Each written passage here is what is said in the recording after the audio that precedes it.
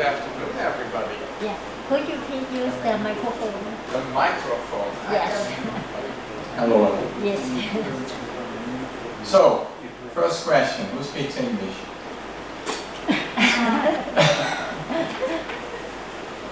Nobody? Is nobody daring to say anything? Can we start? Yeah, okay. Well, it's not so handy if nobody speaks English.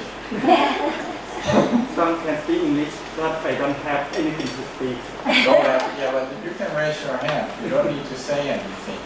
Who speaks a little bit English? A little bit. Come on, guys. Don't be shy. You're in the university. You should be able to speak English at least. Otherwise, you will never become big in science. Okay. What do we do today? Well, we started. I thought we would start at 1, but it's actually 2 o'clock. I'll talk a little bit about near-infrared spectroscopy and the use of it in sports science. What kind of developments, questions and answers. That will be difficult if nobody speaks English, because then you can't ask a question. So that's a short one. Maybe a little break, and then we do some. I see you have a Portamon. We can try that, and we can try some other devices, and then you can show me what you already know, or maybe not know. Okay, I'm Willy Collier. Here in Asia they always say Dr. Willy, so that's okay. I studied physics at the university in the Netherlands and had a PhD in medical sciences, also in Nijmegen.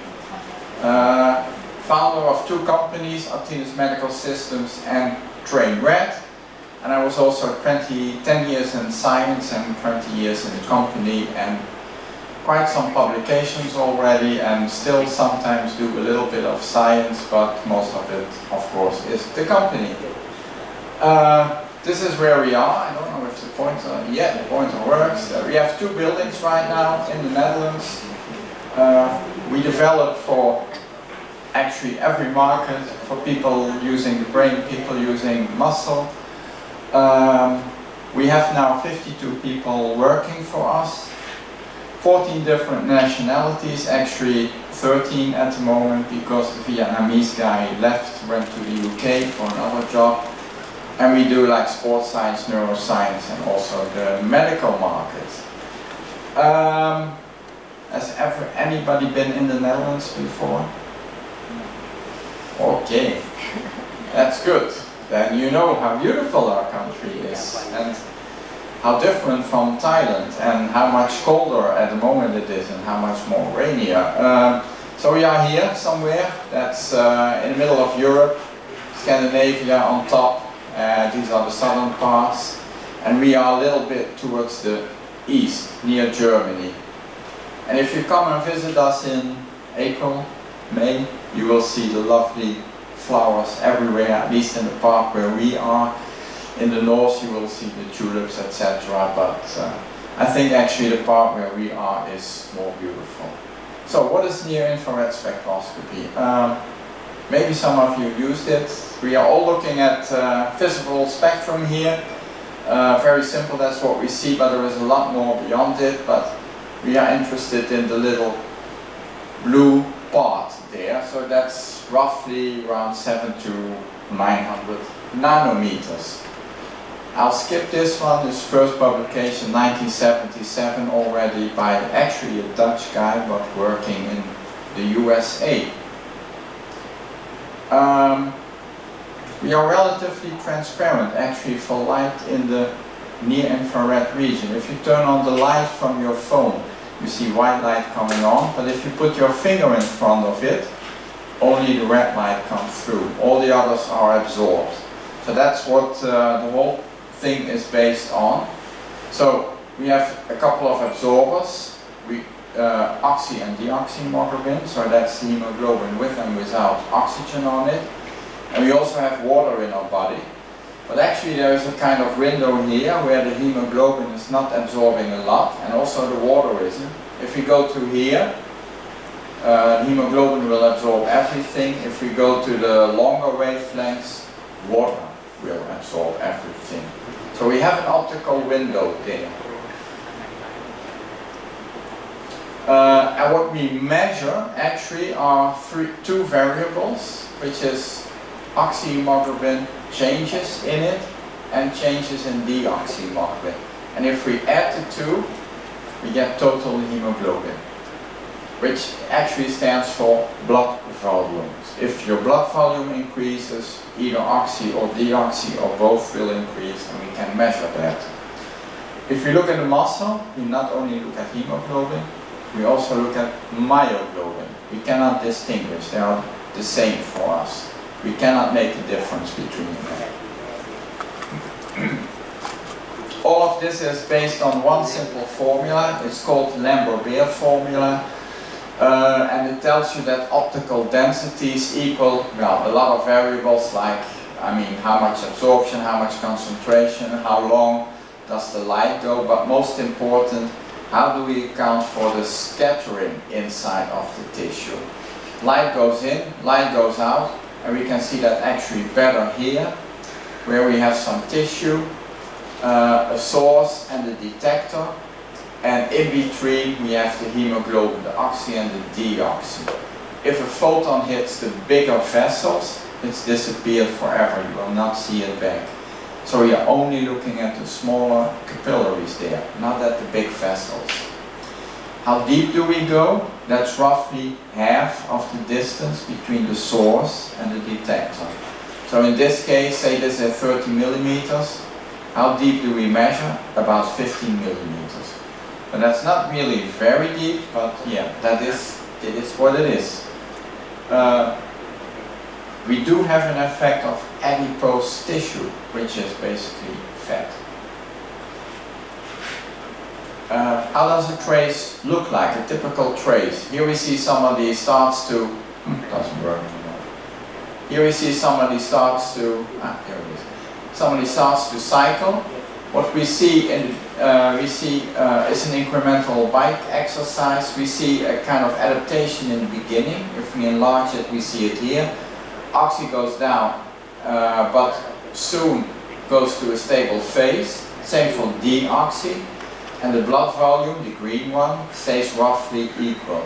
If we go longer, and the exercise becomes harder, we see deoxygenation, less oxygen inside of the muscle. And if he stops, the guy stops, you see like blood flowing in again, new oxygenation, new oxygen going to the muscle. If we enlarge it, this looks like really noisy, but it's not.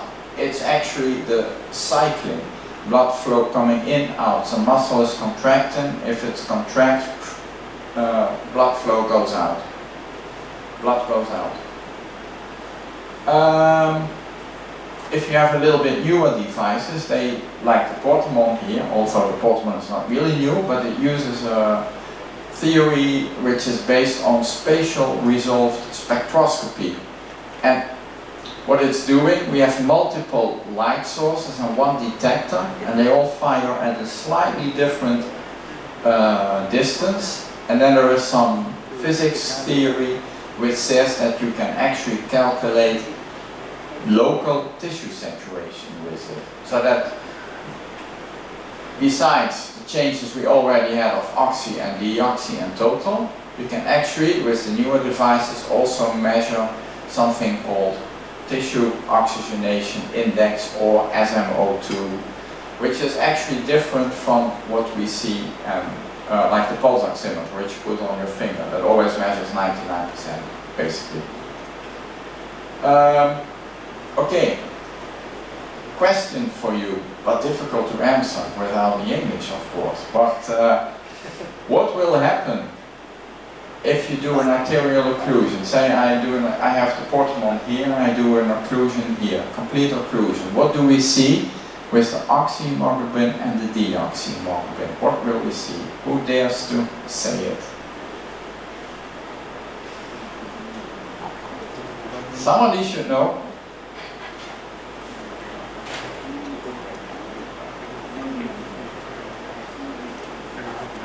Let's see. Nobody knows? knows, or nobody, or everybody too shy to answer? I guess the last thing there. Well, this is what we see. Here we start the occlusion, and then we see a steady decrease of oxyhemoglobin and the same increase of deoxyhemoglobin. And we see the green one, the blood volume stays equal. So there is still, there's no more inflow, but there is also no outflow. So the volume stays equal, but the muscle is still using oxygen. So you see that decrease. And actually you can calculate a couple of things from it. One of them is like the local, really the local, in the arm in this case, VO2. So not one you measure as mass, but one you measure locally in your muscle, just by taking the slope of oxyhemoglobin versus time. This is, however, a little bit difficult to perform during exercise because everything is moving and you use a lot more. You cannot, if somebody is exercising, you cannot occlude the muscle. That will be painful and he will very quickly stop exercising. Same question, but now I have the occlusion not so high, just a little bit lower, like say 40-50 millimeters of mercury. So you could say a venous occlusion. What will happen then?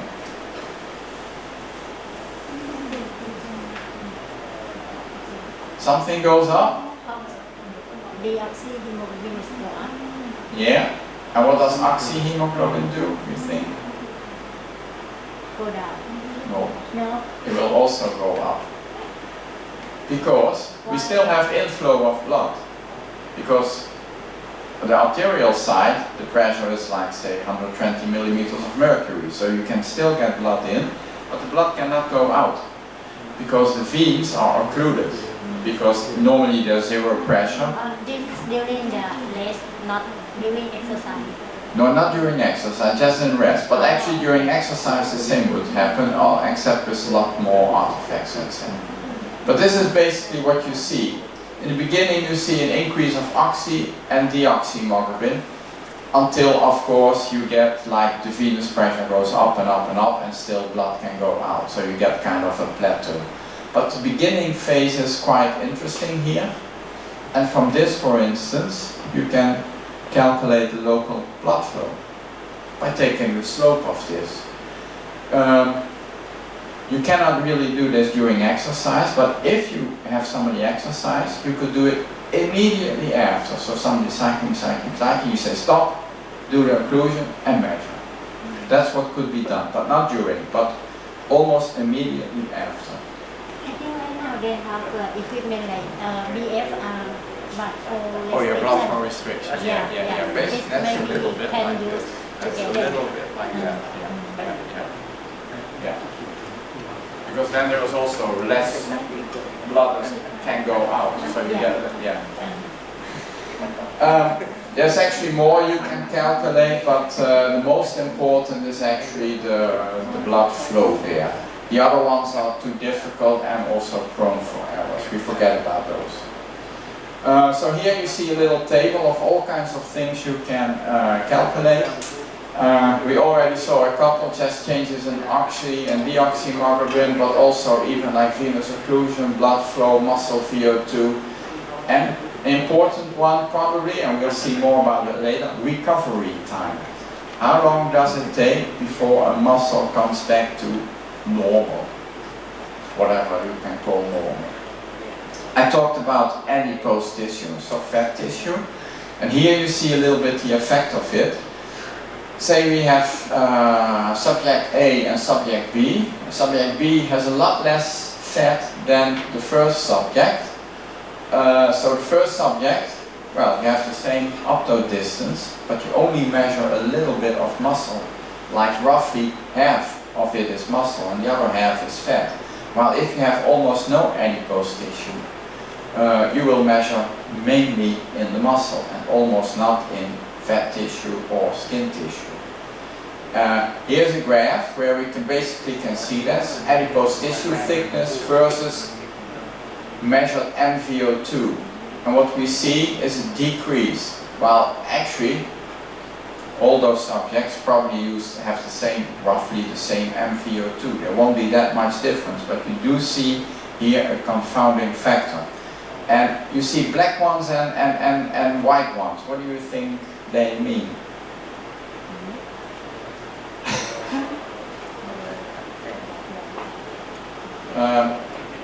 White subjects are they male or female? They are probably the females, and then we have the males here.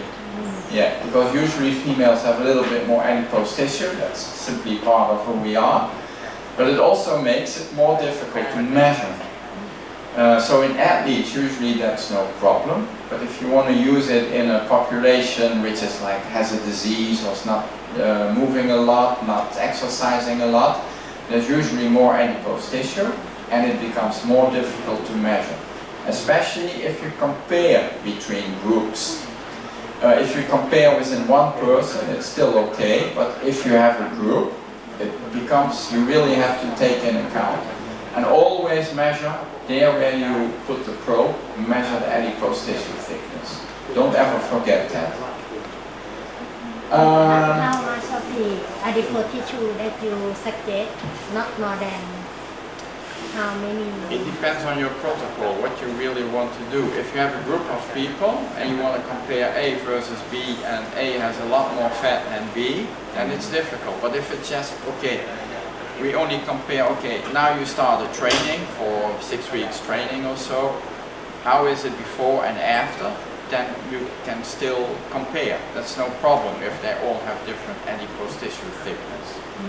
But if the group is all different and you want to compare the group that they get a medicine and they do not get a medicine, for instance, that's more I think we found some article that suggest not more than 16 millimeters. 16, so that's 16. 1/6. The thickness of that's quite a. You mean the double one or the single one? Because usually you measure like this. Yeah. So actually the fat is only half of it, because you measure the double thickness. You put it like this, but if you measure like this, it's only half. So it will be 8 millimeters then, which is still kind of okay. I would say that around 7, 8, 9 millimeters it's more difficult above that. But there's all, like the calf, usually not that much fat. So there's always parts where it's easier. If you want to measure on the back, for instance, or yeah, on the belly, yeah, hey, forget about it. Okay. Oh, sorry. Okay. First publication ever where they looked really at sports people was in 1992 by a really famous guy called Britton Chance. And they had a device which was not measuring concentrations but just changes in oxygenation, going up or going down. And we see this here, for instance, the oxygenation, and this one is a measure for blood volume, this one is a measure for actually deoxygenation. Going down means deoxygenation. They had elite rowers, a couple of them, actually this, and they investigated, they were actually interested in this part here, how the reoxygenation was occurring, in like a T half time.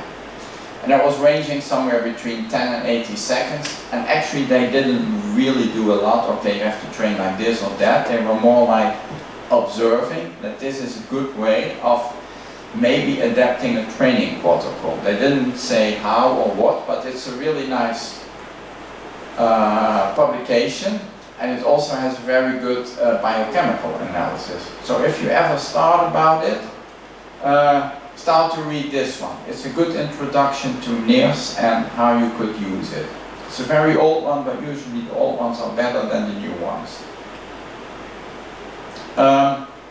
That deoxygenation is actually telling you something about what's happening in the muscle. You can see here, where we have again that arterial occlusion, and at a certain moment we see the hyperemic reaction.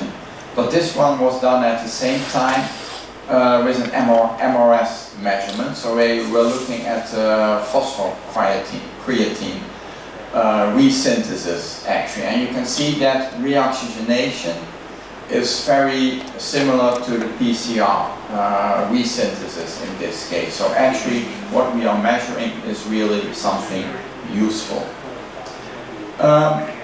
Still after those days there weren't that many publications, and maybe why? Well, because most machines were bulky. You can see here these are big machines, and nowadays, well, you report them on, it looks almost like this. So it's a lot easier to use. And by 2003 there were only very few publications here, 12 actually, where near-infrared was applied in sports. One of them is interesting, well maybe more for you, but speed skating. Now speed skating is not very popular here in Thailand. It's a little bit too warm for it. I don't even think you have a speed skating track. We have. You have? Yeah. Okay. In Bangkok or so? In Bangkok. Okay, okay. And is it a real one or is it just for fun? It's real one, and right now we have the athlete that we send to world competition. Really? Yeah. Okay, that's good. In short track or in real speed skating? Short track. Short track, yeah, okay. Short track is more Asian thing, yeah. Okay. Well, this was speed skating, and later we see something about short track, and who knows, you can ever use that with the athletes to actually improve themselves. Well, very important in speed skating, also in cycling actually, is your position. Because the lower you sit, the more streamline you have, and the less airflow there is, and the less resistance, the faster you go. But if you have to do like the whole time like this, you know, everything starts to hurt, and everything actually also starts to occlude a little bit. So there's less flow going to your muscles.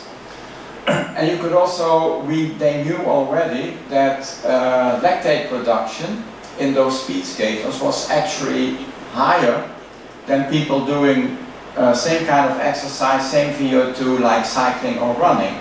So probably it's because those leg muscles didn't get enough oxygen. And that's exactly what they did here, although they only had 8 speed skaters. But they used 2 positions, upright and low sitting, and also 2 speeds, which were almost the same, but well, still a lot faster than 2.7. And here you can actually see already the tracings, where we see a less deoxygenation compared to the upright sitting than if you compare to the lower sitting, which actually makes sense. The same if you will look at the blood lactate levels, but also if you look at the oxygen uptake, you can actually see that what you more or less expect, you can also find back with near-infrared spectroscopy. So this makes it interesting to actually try out different strategies of, hey, if you do 1500 meter short track, that's quite long. If you sit low the whole time, it might actually not be beneficial. Maybe you have to come upright every now and then. This is where you could use near-infrared for, especially if you have multiple sensors. Do you know this guy here? Yeah, I did this in Malaysia. There they all knew him, of course. It's his name is Arwan. A little bit difficult first name, but Mr. Arwan, and he won bronze and silver at the Cairn at the Olympics. I tried to look if you had track cyclists, and you do have some, but they are quite slow, I have to admit. I looked at their records, and they were, well, they are far, they still need to practice a lot, you could say. I agree. Yeah, I think there is one Australian Taiwan. He's actually doing pretty okay. Yeah. But coming back to this, why did he not win gold? Well, maybe it is because he has something which we call FLIA, which is flow limitation in the iliac artery, which even like a subtle kinkle in the artery could be enough to not get enough blood flow. I mean, the difference between gold and silver is maybe half a second or something like that, less than 1%. So it's not really a lot. So you have to take care if this is a problem for you, yes or no. And we have actually a group in the Netherlands who is doing a lot of work with professional cyclists, a lot of Tour de France runners, but all kinds of people there. And they were looking if near-infrared could be a substitute for what they use nowadays, also in normal patients, which is ankle brachial index for pressure, which is now the goal. Back to that guy, how do they know that they have the iliac artery like limitation? They could do two things. First of all, they are looking with near-infrared spectroscopy and they see a difference between the legs. They also make like MRIs, etc., to actually look what's going on there. But firstly, and nowadays, they mainly use near-infrared spectroscopy to look at that. So they do like maximum exercise tests and then they see what is the difference in recovery between the two legs. That's usually how they find out that something is wrong. And many of those professional cyclists, I mean, they don't suffer from it. It's just, okay, you want to go to the max, you want to win, then you need just a little bit more. And what they do then, they go into surgery and they make it straight again. Don't ask me exactly how, but that's what they do. Okay, just for an idea how they do it. So here is the kind of protocol they also use for the professional cyclists. So you do like a max exercise test. You see here increasing exercise. You see the decrease in TSI values. And here comes the important part where you stop exercising and you look at the recovery rates. If we increase that, you'll see it a little bit easier. It goes back to kind of normal to where it was before you started exercising. Actually even a little bit higher because the vessels are still open up. They had a model for it and that model actually predicted much better than what they did until now, ecobranchial index, if something was wrong or not. And here you see actually the curve of it. The black one here was the classical ABI, and these are a couple of near-infrared parameters and they're almost exactly the same, but they show a much better sensitivity than what the ankle brachial index shows. So that's another example of how you could use near-infrared spectroscopy. And this study is just like 2 months old or so. In 2008, the first Portamon came out, and that was kind of a revolution because before that all the machines were, well, the size you saw before. Big and bulky, at least double the size of that Peli case. So having a device that small made it really useful in sports. And the one you have is exactly the same as what you see on the picture, I guess. On and offline storage, portable, but still a little bit heavy if you do like sprinting or so. Means still like, I think 80 grams or so. 10 Hz sampling, measures oxy, deoxy and TSI. And yeah, a drawback, it's not completely sweat proof, which is a bit nasty for a device you use in sports. Because hey, you have to wrap it in saran wrap, like plastic, kind of plastic layer around it.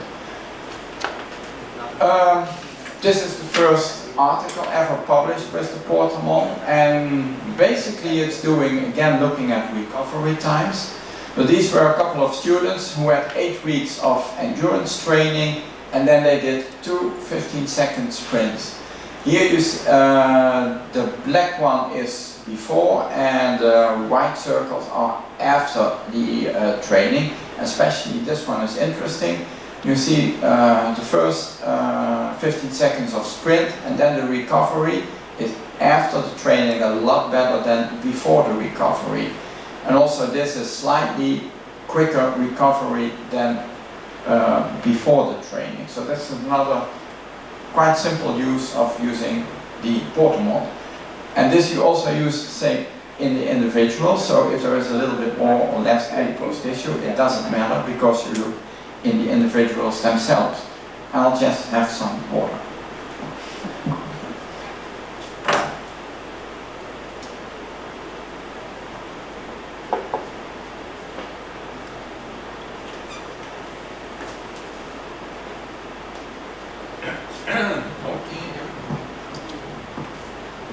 Another one, the short trackers. Maybe this becomes interesting for the new Thai short track people. So short track is not a very long round, and all the time they are doing like this, and you can imagine that one leg has a lot more to suffer than the other leg. This part is where they are in the rounds, in the corners you could say, and there they kind of only be on one leg and the other leg is kind of, yeah, relaxed, relatively relaxed. There's a lot of forces going on. There was a really nice study also a couple of years ago with two of the portamons, and what they were looking at is the blood flow restrictions in the two legs. They did this before the Olympics of London, and they hoped that the Olympic people would actually become better. They didn't really publish about it. We knew they were doing it, but they didn't want to tell anything about their findings. And they were especially interested in the 1500 meters, which is quite long, and where the stress on the legs becomes actually quite high. And can you change the way you do those 1500 meters? Can you change that in a way that in the end you have more power to have like the last 2 or 3 rounds to actually win there? So this is what they saw, the right leg and the left leg, and quite a big difference. And I have some videos here that actually shows it a lot better. You see the people here, he's carrying a little backpack for the VO2. They are also measuring VO2 at the same time. He has two portamons, both on one leg. This is how they start, and I think if I click now, it should work. So in the beginning, both legs are basically doing the same because he's getting his starting speed. But then at a certain moment, you see that in the corners, he's kind of relaxation phase, but only for one leg. And that's what you can clearly see back here. The left leg, so the black curve, is showing much bigger swings than the other curves, because that is the leg that sometimes doesn't need to do anything in the rounds. And because they had video analysis with it, they had a nice, simultaneous recording of what was happening in the legs, what was happening with the VO2, and what was happening biomechanically, so to speak. This is the blood volume. It shows slightly different curves. Again, left and right leg. In the beginning phase, it's roughly the same.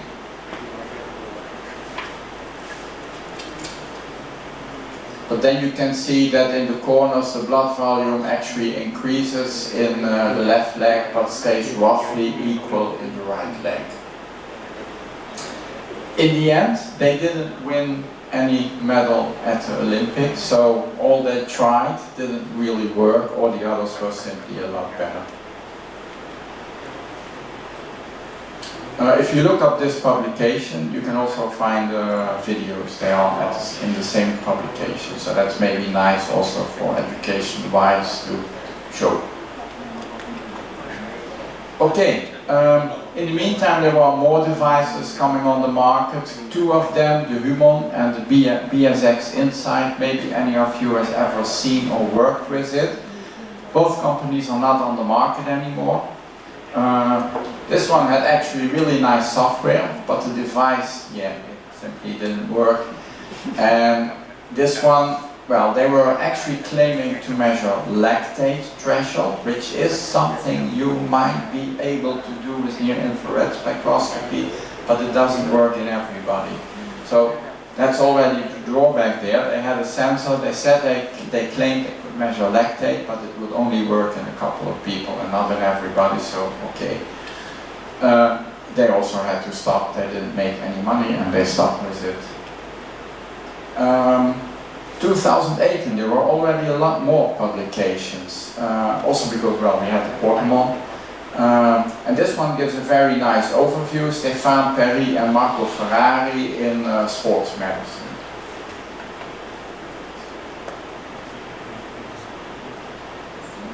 Yep.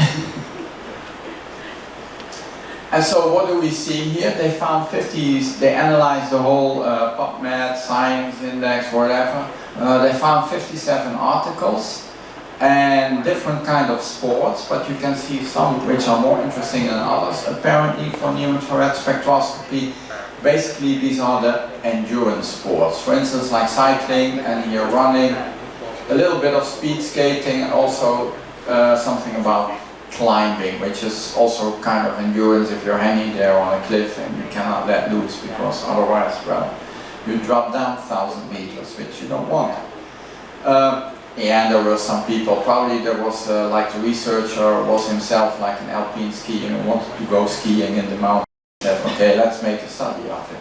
And then at least I get paid by the university. That's how it often works.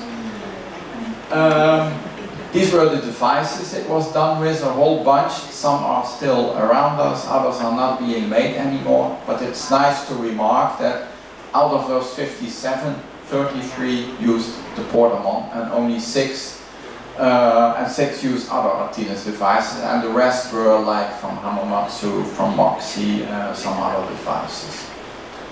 I tried to look how many publications there are now, but I gave up. There was too much of counting, so there's really like an exponential increasing curve of near-infrared spectroscopy being used in real sports. But what you could see, there is really a focus on endurance. Well, all those devices, and of course the Portamon is a very nice scientific device, but like you, if I go out running and I want to use something, I cannot buy the Portamon, it's too expensive. So in last year we actually started a second company called Train.Red, which is actually a very badly chosen name, turns out now, because if you look at Train.Red, you will find a lot of red trains. Yeah, and also it ends up in spam, but okay, we thought it was nice, but okay, it didn't work out. We did this together with the Austrian Institute of Technology, and they developed a lot of the algorithms behind it, which is in the app, using AI also, and a company called Elysis, which is an app company. They are making the app for Android and now also for iOS. We are not the only ones on the market. There's actually, this one is actually the biggest one, the Moxie sensor. Did you ever use it or heard of it? Well, it used to be for a couple of years like the poor man's Portamon. If you couldn't buy the Portamon, you would buy the Moxie because it was 8 times cheaper.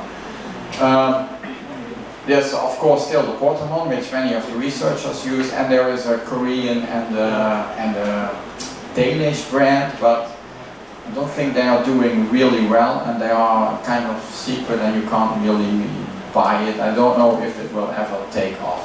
For sure this one will go on, and for sure this one, and yeah, the Portamon will also continue. I know that's only one. Only one? But Portamon? Yeah. Yeah, okay. Well, there is more. Okay, I'll forget about this one. One of the things of Train.Red is that we wanted to make it a little bit more easier for people to understand what's going on in the muscle. Because this is like a typical example you could get. Somebody starts to cycle, you see a warming up period, then he's doing a little bit more heavier strain, he's doing a couple of sprints, and then he's doing his cooling down. So you can see a lot of things in these graphs. And here the same, you can see for instance repeated sprint fatigue, you can look at differences in oxygenation, you can look at the reoxygenation. But if you show this to maybe your father or your mother and you say, hey, do you see what's going on here? No idea. So it's actually too difficult for most people to use. Even a simple thing like heart rate is sometimes already difficult. So this is even 1 or 2 steps further. Okay, I'll smile to the camera. So the idea of the company was we want to have a device which measures a little bit deeper than most of the other ones on the market. It should be easy to use, no stuff around it. It should of course be compact, smaller than the Portamon, because the Portamon is still a little bit too heavy in some cases, and ergonomically shaped. And you should get like simple real-time feedback of what's going on in your muscle, and preferably it should have algorithms which tell you a little bit more than just tissue saturation or SMO2.